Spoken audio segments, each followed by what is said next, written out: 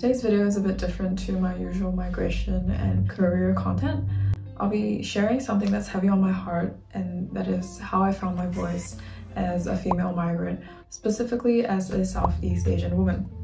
If you're new here, my name is Carmen and I moved to Perth, Australia when I was only 17, all by myself. I was originally from a small town called Kota Kinabalu in Malaysia, and through my fair share of ups and downs, I've grown from a pretty shy girl to now, I would say, a rather confident and assertive woman. Growing up in a Southeast Asian culture, safe to say it's a common experience for a lot of young girls, and that is you are praised as a good girl if you're obedient, if you follow orders. So I think that was kind of the mode of operating that I went by. I would be obedient and I would study really well, I would get good grades and help my parents and all that, and those are all great qualities. But what happened through that is I think I kind of lost the sense of individuality, which is what I think the Western culture really prides themselves for, right? It's all about freedom of speech and showcasing your individuality.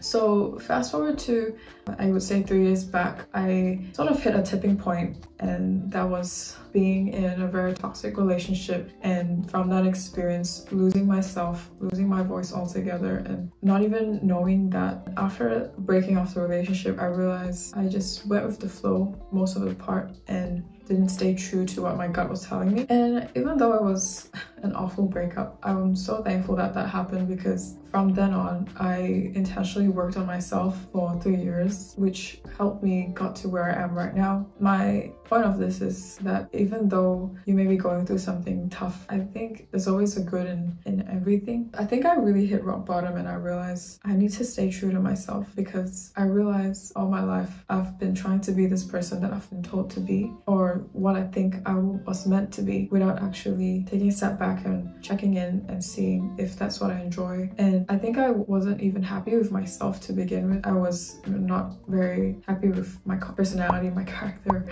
just things that makes me who I am. I wasn't the most happy with. And over time, through mentoring, through reading and surrounding myself with positive people, and in general exercising and having a good diet, I've managed to found my voice and learn to be confident with who I am, staying true to who I am, and standing up for myself. Like I said, how did I get here? Firstly, getting a mentor. My female mentor had so much belief in me, and I think that was a real game changer, especially when your self-esteem is a bit low, and having someone having that belief in you makes the biggest difference. Plus, she was also checking for my blind spots, and I feel like she was a bit of a compass for me to make sure I was on the right track to my goals. And secondly, she got me to start my reading habit. I started reading every single day before I sleep, 10 to 15 minutes, and that completely changed my mindset and my perspective. I think people nowadays notice the benefits of reading, or are able to, because of how we're so used to scrolling and having that instant quick fix. But reading has really helped me shape my subconscious, and I think build the confidence that I really needed. The third thing, like I said, was surrounding myself with like-minded and positive people, and distancing myself with people that are not very uplifting, or maybe even cutting them off, as harsh as it sounds. But for my mental health sake and for my personal growth sake as well, I had to distance myself from these people. Funny enough, my first ever corporate job, I didn't notice it back then, but I was told I was below average, and right literally in front of my face, and I accepted it. I thought that was okay. But looking back now, I really learned that it's okay to receive constructive feedback, but if it interferes with how you see yourself and how you value yourself as a human being, that's really not okay. So after months of reading, prayer, and this intentional work of surrounding myself with good positive people, I finally gathered the confidence and the courage to pack up and go, pretty much. I left that job and that environment eventually led to me also leaving toxic relationships. I also started incorporating weekly runs in my routine. I also made it fun by inviting people along, so having running buddies, and also working on my nutrition. It is true when they say you are what you eat. There's a lot of good brain food out there that I highly recommend we actually eat.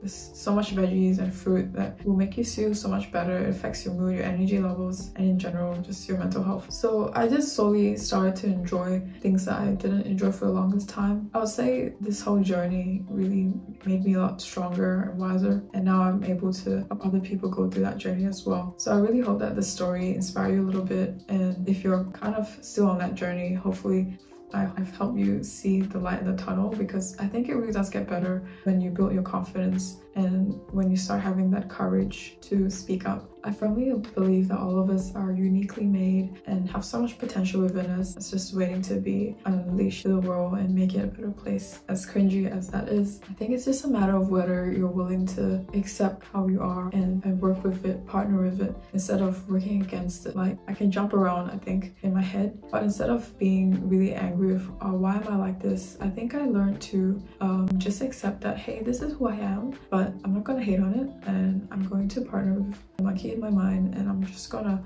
learn how to improve myself and work with it.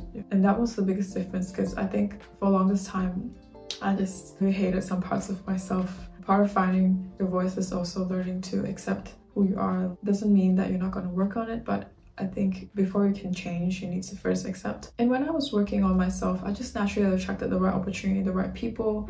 It all just unfolded so naturally.